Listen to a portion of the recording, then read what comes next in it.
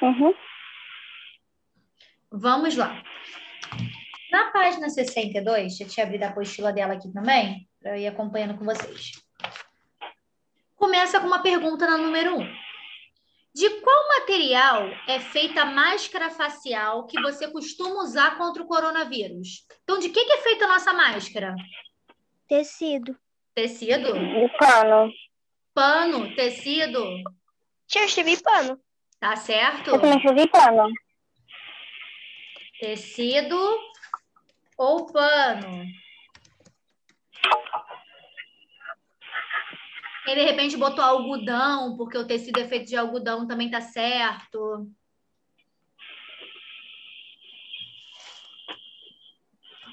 Fique ligado. O uso da máscara é muito importante. Podemos dizer que em tudo que nos cerca, como o ar, a água, as partes do corpo dos seres vivos, as roupas que vestimos e o sol é formado por matéria. Então, tudo que está ao nosso redor é feito por alguma coisa, é feito de alguma coisa. Existem diversos tipos de matéria que formam materiais diferentes, como o metal, o vidro, o tecido, o papel. Os materiais são usados para produzir diversos objetos no nosso dia a dia. O seu lápis é feito de madeira. A parte externa da sua caneta é feita de plástico. A blusa do seu uniforme é feita de algodão. A matéria ao nosso redor pode ser observado em 3 estados físicos: sólido, líquido e gasoso. Então, nós vimos esses 3 estados físicos ontem na água. A gente estava estudando sobre a água. Mas tudo que está ao nosso redor também pode ser encontrado em um desses 3 estados físicos: sólido, líquido ou gasoso. Pergunta número 2. Em que estado físico se encontra a máscara facial que usamos contra o coronavírus? Ela é sólida, ela é líquida ou ela é gasosa? A máscara. Sólida. Claro que é sólida. Ela é sólida, tia. Vamos entender por que ela é sólida. Vamos entender o estado sólido. No estado sólido, a matéria tem forma definida. Ou seja, já tem um modelo dela pronto. Muitos objetos ao nosso redor são assim. A bola de futebol, o óculos e o caderno, por exemplo. Se a gente olhar na nossa sala, televisão é sólida, mesa, cadeira, sofá, tapete, tudo tem forma própria, forma pronta, já é definido. Ela não precisa entrar num recipiente para definir a forma dela, já está pronto. Número 3. Em qual estado físico se encontra a água que sai da torneira? Líquido. Líquido, muito bem. Líquido. Vamos entender o que é líquido. No estado líquido, a matéria não tem forma definida. Os líquidos tornam a forma do recipiente em que estão. Então, se eu peguei uma água, coloquei num copo, a água vai formar o modelo do copo. Se eu peguei a água, coloquei na minha forma de gelo, ela vai formar cubinhos de gelo. Se eu peguei a água e coloquei numa bacia, ela vai tomar a forma da bacia. Então, a forma líquida, não necessariamente a água, pode ser o refrigerante, pode ser o suco, pode ser o leite. O leite. Toma A a água. forma do recipiente em que ele é colocado. E vamos entender o que é o estado gasoso. No estado gasoso, a matéria também não tem forma definida. Os gases... Espera aí que tem alguém... Todo mundo desliga o microfone. Os gases se expandem, preenchendo todo o recipiente que os contém. Quando sopramos um balão, o ar sai dos nossos pulmões e enche e o preenche, adquirindo seu formato. Pensa numa bola vazia. Bola de festa. Ela está vazia, ela não tem a forma da bola. Se eu soprar ela, ela vai encher e vai tomar o formato da bola. Eu consigo ver o ar que sai do meu pulmão? Não. Não. Mas eu sei que se eu soprar bastante ela vai tomar a forma da bola. Assim como se eu fizer isso também com o meu gás hélio, meu cilindro de gás hélio, eu vou pegar uma bola vazia, eu vou encher a bola e a bola vai tomar o formato daquele gás. Eu não consigo ver o gás. O gás não é definido, mas ele vai tomar o formato que eu quero, que no caso é a bola. Tanto a bola de futebol que a gente enche, pneu de bicicleta, tudo é forma de gás que a gente não vê, mas enche e toma o formato da coisa que eu quero encher. Vamos passar para a página agora 63. Eu vou mudar aqui, tá?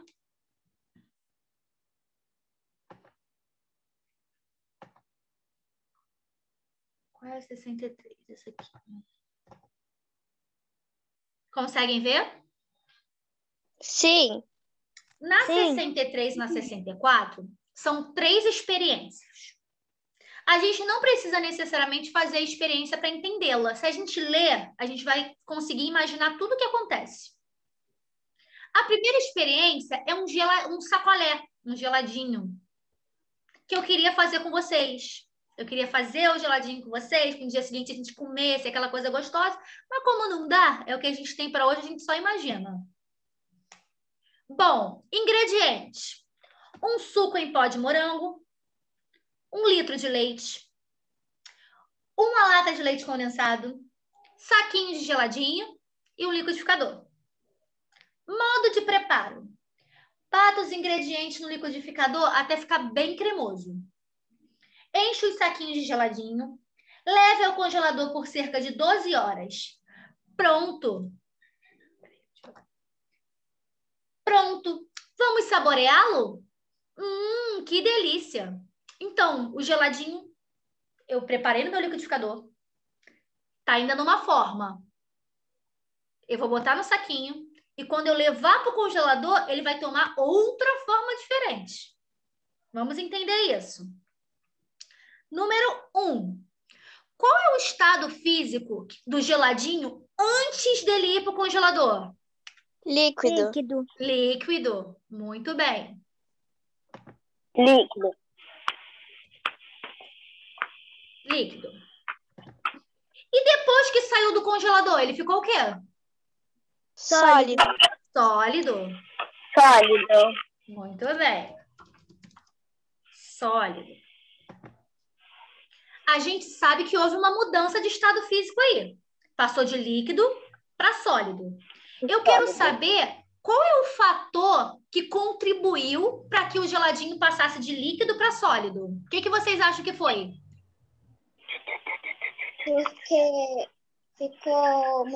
Porque ele ficou num lugar muito frio. Muito bem. Ele ficou num lugar muito frio. Então, o que ajudou? A temperatura do congelador.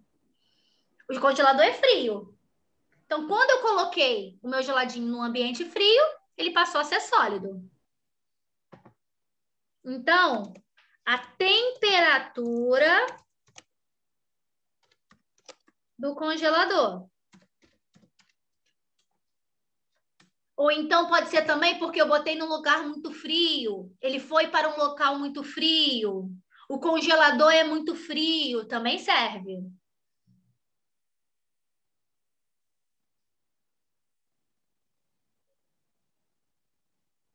É para vocês irem dando certinho, tá?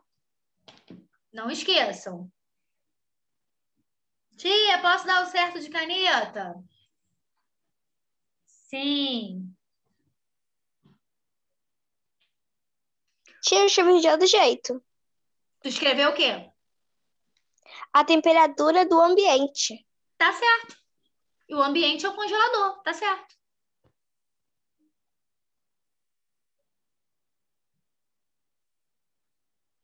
O que acontecerá se eu pegar esse meu geladinho que estava no congelador, durinho, sólido, e deixar lá um tempo pegando sol? Ele vai derreter e ficar líquido, porque Ele o vai gelo derreter derrete e no sol. ficar líquido, ele vai descongelar, ele vai derreter, tá tudo certo. Eu coloquei ele vai derreter. Ele vai derreter e ficar Eu líquido. botei ele vai derreter. Tá certo também, pode dar certo.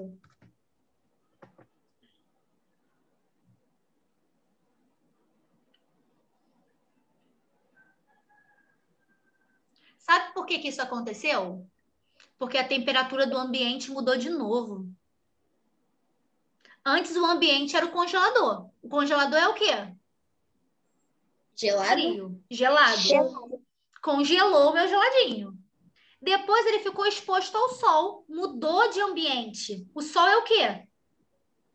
Quente. Derreteu o meu geladinho. Quente. Isso aí. Pergunta: o geladinho poderá ser recongelado se for colocado no congelador de novo? Sim. Sim. Sim. Sim. Sim. Sim. Se eu pegar esse meu geladinho e colocar no congelador, ele vai voltar a ser duro de novo, vai voltar a ser sólido. Então a resposta é sim. Vamos ver por que que isso acontece. Vimos então que a matéria pode mudar de um estado físico para o outro. Então ela pode ser líquido e voltar e ser sólido, ela pode ser sólido e voltar a ser líquido, ela pode ser líquido e virar gasoso. Então, as mudanças de estado físico, elas vão mudando de acordo com a temperatura do ambiente. Um dos fatores que provocam a mudança do estado é o aumento ou a diminuição da temperatura. Aquecimento ou resfriamento, quando está muito quente ou muito frio. A matéria pode também se apresentar de diferentes formas e pode voltar à sua forma original, que foi o caso do geladinho. Ela era líquida, congelou, virou sólida, derreteu, ficou líquida de novo. Você sabia, entretanto, que a matéria pode sofrer transformações sem voltar para a sua forma original? Ou seja, transformar-se em outra substância? Vamos experimentar. Então, isso a gente vai experimentar agora, uma matéria que não volta para a forma original dela.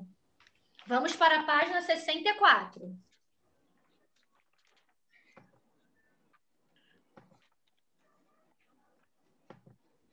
Essa aqui, ó. Essa aí.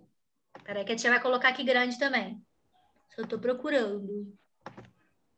Essa. Vamos para outra experiência. Nessa experiência, a gente vai precisar de uma palha de aço, que é o famoso bombril.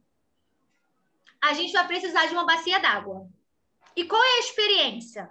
Afundar essa palha de aço e deixar por 24 horas, ou seja, por um dia. E saber o que vai acontecer. Após 24 horas, o que vocês acham que aconteceu com a palha de aço? Ela enferrujou. Ela enferrujou. Ela Muito enferrujou. bem. Ela enferrujou.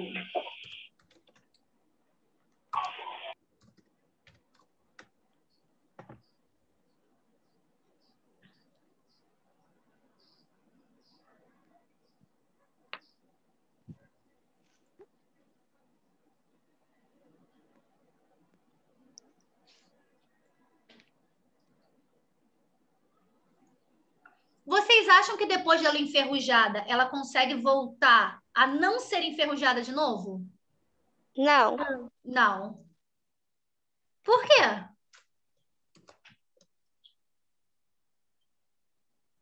Estragou. Ela estragou, é por conta do material dela, é por conta do que ela é feita.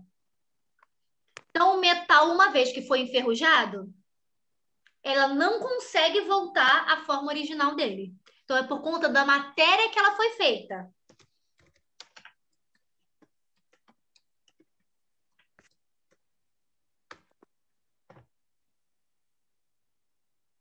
Esse P aí era para ser maiúsculo, tá? É porque não dá para consertar, não. Consertem no caderno de vocês. Por conta, esse P é maiúsculo.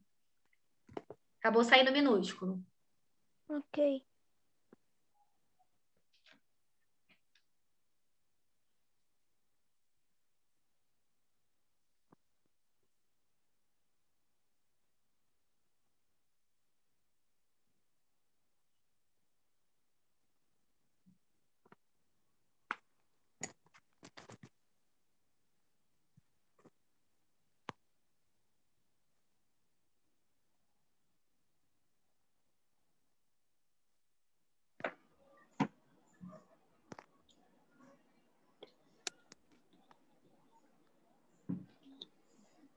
vamos para outra experiência agora.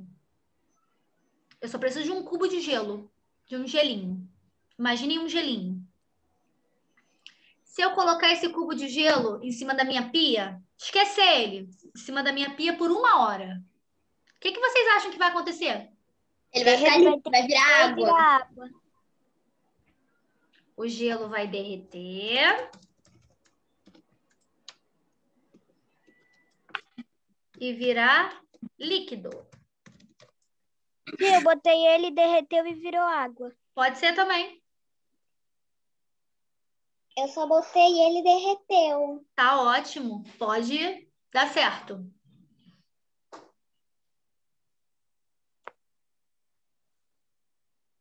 Eu só botei. Ele derreteu. Tá bom. Pode dar certo.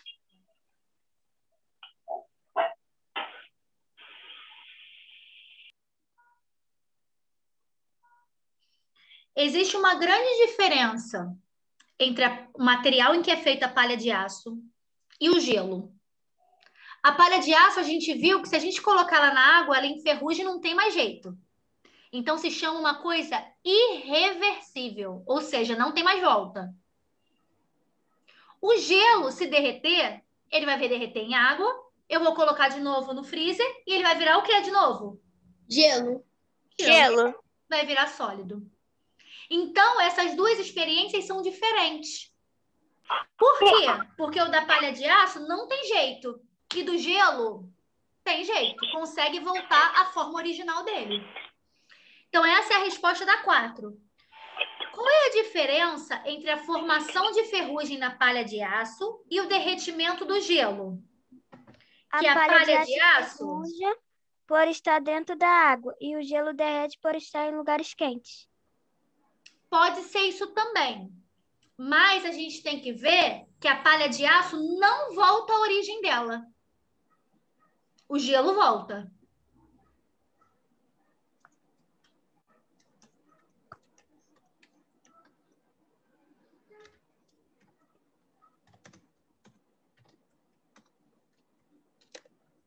A gente viu que se eu pegar a palha de aço toda enferrujada, tem alguma forma de eu desenferrujar a palha de aço?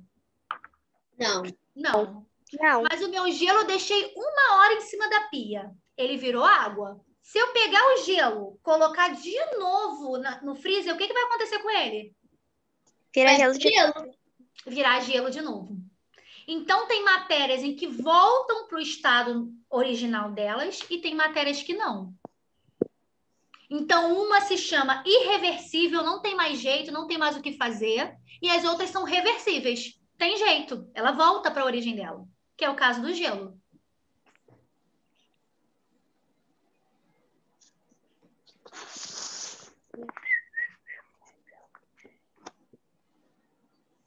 Vou dar um tempinho para vocês copiarem, pode copiar com calma.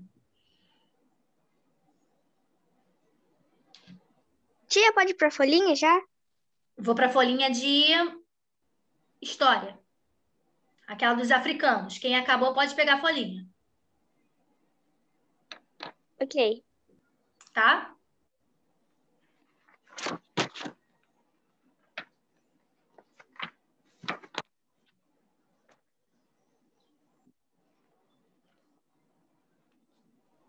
Acabei. Tia, acabei. Quem acabou? Show. Só vou Tia, dar a mais... folhinha é essa, né? Essa mesmo. Eu vou colocar na tela aqui para vocês também. Tá. Aqui o copiador.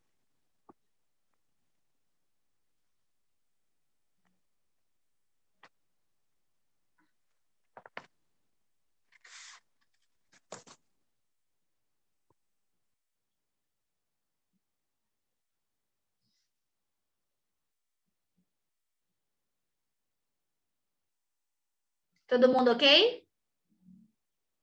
Uhum. Sim, né? Então, vou mudar aqui de folhinha. Ok. Eu gosto de vocês que vocês participam. Minha turma da manhã só misericórdia. Eu fico dando aula sozinha, gente. Vocês não têm noção. Vamos lá. na nossa parte de história, a gente está falando há já algum tempo sobre a formação do povo brasileiro.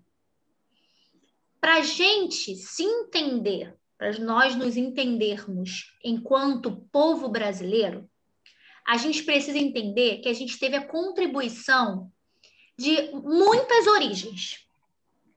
Primeiro, do índio que já estava aqui, que já morava aqui. Então, o índio deixou a sua parcela de contribuição. Depois, o europeu que descobriu o Brasil, que veio para cá, vieram para cá os portugueses, também tem sua parcela de contribuição, principalmente na questão cultural, trouxe um pouquinho de cultura e agregou para o povo brasileiro. Depois vieram os escravos africanos, os negros, que contribuíram também em grande parcela para a formação do povo brasileiro. Porque se a gente olhar, ninguém tem a cor de ninguém. Um é muito branquinho, outro é branquinho um pouquinho, o outro é muito negro, o outro é um pouquinho mais clarinho. Então, o nosso Brasil, ele é muito diverso. Porque foi muita gente que se misturou para dar o que a gente é hoje. Depois ainda vieram os imigrantes italianos, os imigrantes alemães, os japoneses, que trouxeram mais um pouquinho da cultura deles e agregaram a nossa, e juntaram com a nossa. Se a gente for parar para analisar o sul do Brasil tem muito da cultura alemã. Por isso que tem a Oktoberfest, que é a festa de tradição alemã. As pessoas são muito mais brancas que se parar para analisar do Nordeste brasileiro. Então, é um tipo de cultura diferente. Lá em São Paulo tem um bairro que se chama, que é o bairro da Liberdade. É o bairro de colonização japonesa. Lá tudo é japonês, gente, é muito legal. É legal, eu já fui lá. Até o McDonald's é escrito em japonês. Tem muitos restaurantes de tendência japonesa. Nas feirinhas de rua, as coisas são muito, muito próprias da cultura japonesa. É um bairro muito legal. Então, lá tem grande influência da cultura japonesa. Aqui no Rio, propriamente dito, tem muito da cultura africana. Eu era louca para fazer um passeio com vocês, que é lá no centro da cidade, que a gente faz um passeio a pé em todos os monumentos negros que tem lá no centro da cidade. Então, tá até na apostila de vocês. Se vocês depois derem uma olhadinha nas páginas 59 e 60, tem esses monumentos. O Cais do Valongo, o Cemitério dos Pretos Novos, o Mercado de Escravizados da Prainha e a Pedra do Sal. Então, são lugares que têm muito da cultura africana no Rio de Janeiro. Então, cada um chegou aqui e deixou uma pincelada da cultura deles. Cada um chegou aqui e agregou um pouquinho mais da cultura que foi adaptando e formando o povo brasileiro. Hoje a gente vai falar sobre a cultura africana. O quanto os negros trouxeram de coisas importantes aqui para o Brasil. Os negros, todo mundo sabe, a tia já mostrou para vocês, principalmente lá no dia 13 de maio, que a gente falou sobre a libertação dos escravos. A tia falou que o negro veio para cá a fim de ser escravizado, com o intuito de ser escravizado. Veio só para o Brasil, tia? Não. Isso era uma tendência mundial. Muitos países usaram os negros como forma de trabalho escravo. O que é forma de trabalho escravo? É uma forma de trabalho em que você não ganhava nada em troca. Você apenas trabalhava. Você morava num lugar muito paupérrimo, muito pobre, um dormia por cima do outro. Você tinha uma alimentação muito escassa, você não tinha aquela alimentação que você tomava café, almoçava, jantava? Claro que não. Se os negros não cumprissem com o papel deles, eles tomavam chibatada mesmo, eles eram sacrificados. Então, muitos deles morreram muito novos. Eles não tinham uma expectativa de vida longa, porque como é que eles iam viver nessa condição muito tempo? Então, surgiu a primeira lei em 1850, Eusébio de Queiroz. Depois surgiu a lei do ventre livre, lei do sexagenário, que foram leis que não faziam muito sentido, porque como é que um negro não chegava a 60 anos de idade? Lei do ventre livre. Ah, a mulher que tivesse filho, o filho não era escravo mais. A mulher ia deixar aquele filho com quem? Ia pegar uma criança de 1 ano e falar, vai, meu filho, vai sozinho, vai viver, que você é livre, a mamãe não é. Não tem condição disso acontecer. Então, mesmo depois de 1888, com a Lei Áurea, os escravos não tiveram uma vida digna, porque eles não tinham ainda onde morar. Você acha que as pessoas que trabalhavam de graça, depois eles iam querer pagar um salário para essas pessoas trabalharem para eles? Não. Então, muitos ainda continuaram passando fome, muitos ainda continuaram vivendo em grau de pobreza muito grande. Então, eles viveram uma vida muito difícil mesmo. Só que eles deixaram coisas que eles trouxeram da África, da cultura deles, muito importantes aqui para o Brasil. Eles agregaram palavras no nosso vocabulário, que foram os africanos que criaram. Eles tinham uma musicalidade muito grande, eles gostavam muito de dança, de música, então eles trouxeram alguns ritmos musicais para o Brasil. O samba tem muito de origem africana, porque os instrumentos que eram tocados no samba foram trazidos pelos negros da África também. Então, muita coisa do que a gente vivencia hoje em dia, de comer uma feijoada, de ir para a Bahia e comer um acarajé, de beber, o pessoal que gosta de beber uma cachaçinha, tudo isso, os negros que trouxeram para a gente. Tudo isso foram influências deles. Então, nesse trabalhinho aqui, a tia trouxe alimentos, música, palavra, dança e instrumento musical. Tudo de origem africana. A tia vai falar a palavra e vocês vão dizer o que vocês acham que é relacionado àqueles números ali. Combinado? Combinado. Vamos lá. Combinado. Samba é o quê? 4. Pode ser dança ou pode ser música, tá? Dança ou música? Pode ser 2 ou 4? Pode ser 2 ou 4? Dança. Atabaque é o quê? O que vocês acham que é o atabaque? Um alimento? É um instrumento musical. É um instrumento musical, tá? Ele é um tambor de couro. É um instrumento musical. 5. Uma coisa que eu adoro, cocada. Alimento. Alimento. Aquele docinho de coco, cocada. Cachaça entra como alimento, mas não é alimento não, tá, gente? Pelo amor de Deus, só vai entrar aqui como alimento. Feijoada. Alimento. Alimento. Dodói. Palavra.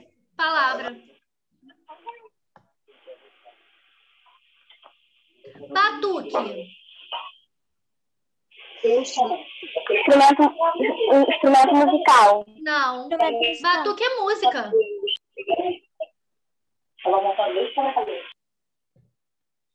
Acarajé.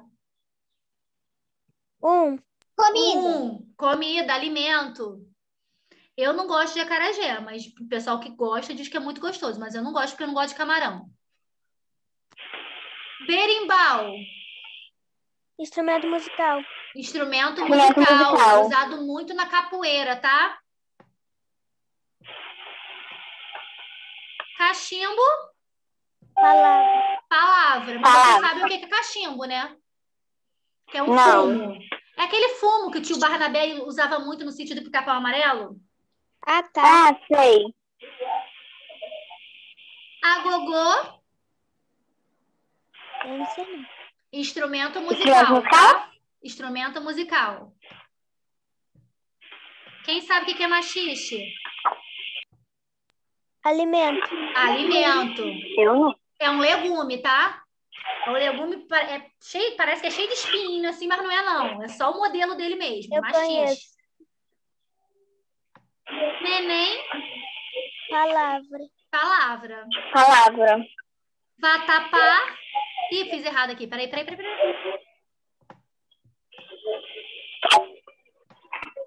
Peraí que a tia fez errado. Palavra é 3. Vatapá.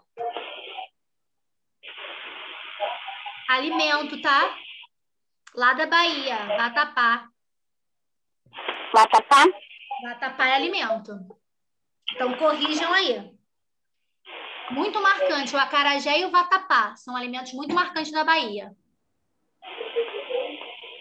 Bahia foi muita concentração de negro. Então, assim, a cultura negra é muito presente na Bahia. Seja na música, seja na religião, seja na dança. É muito presente na Bahia. Tia, Oi. esses bonequinhos aqui, se eu quiser pintar, eu posso pintar um de escurinho e um de clarinho, né? Pode. Podia pintar os dois negros, porque tá falando sobre negro, então o ideal seria pintar os dois de negro. Tá bom. Ah, então tá. Pode pintar, tia, quando acabar a aula? Pode. Tá. Tia vai botar uma última folha aqui para explicar para vocês o que tem que fazer. Essa folha vai ficar de para casa. Dessas 24 palavras aí, vocês vão escolher 10. São 24 palavras que vieram do vocabulário africano, que foram encaixadas no vocabulário brasileiro. E o que vocês vão fazer? Um dicionário dessas palavras. Vamos supor que eu escolha berimbau. Instrumento musical feito de madeira. Aí vocês vão dizer o que é o berimbau. Pode procurar na internet, no dicionário. Farofa. Tia. Comida feita à base de farinha. Tia. Oi. Tia. Oi. Tia. Eu posso, tipo assim, fazer aqui em cima daqui. Faz como? Vai fazer no Pode caderno. fazer em outra folha? No caderno. Tá. Recorta a palavra, tá, cola e escreve o significado do lado. Tá. Batuque. Obrigada. Vamos supor que eu escolher batuque. Vou lá ver o que é batuque e vou escrever. Cafuné. Carinho feito na cabeça. Vamos escolher 10 palavras, recortar no caderno e escrever o significado do lado. O que eu vou fazer? Tirar foto e mandar no privado da tia. Que isso vai computar a aula de vocês de hoje. Dizer que vocês participaram da aula de hoje. Combinado? Combinado. Tia, precisa fazer as 24? Não. Escolham 10 só. Outra coisa. Amanhã a tia vai estar em reunião. Eu tenho uma reunião para todos os professores do 5º ano. A reunião é de 1 às 4. Não vai ter aula? A reunião é de 1 às 4. Aí não vai ter aula. Não vai, mas eu vou botar o que tem que fazer lá no grupo, tá bom? Então, tá. Combinado. Tia, pra esperando... Oi? Tia, pra fazer esse negócio de colar no caderno e depois escrever o significado do lado? Isso aí, escolhe 10 palavras, recorta, cola no caderno e escreve o significado do lado. Pode procurar na internet, significado no dicionário. Fica à vontade, tá? Sim, não precisa escrever nessas linhas que estão aí, não? Não, no caderno. Fica mais organizado. Caderno de história. Oi, Melissa. Não, eu ia perguntar uma coisa, mas você acaba de falar, eu ia perguntar em qual caderno é. Caderno de história. Cola essa folhinha que a gente fez primeiro, dos 2 negrinhos. E depois faz na outra folha, recorta as 10 palavras e escreve o significado do lado. Caderno de história. Combinado? Coraçãozinho para vocês. Tá. Tchau, tia. Tchau, beijo. Tchau, tia. Beijo. Tchau, tia. Tchau.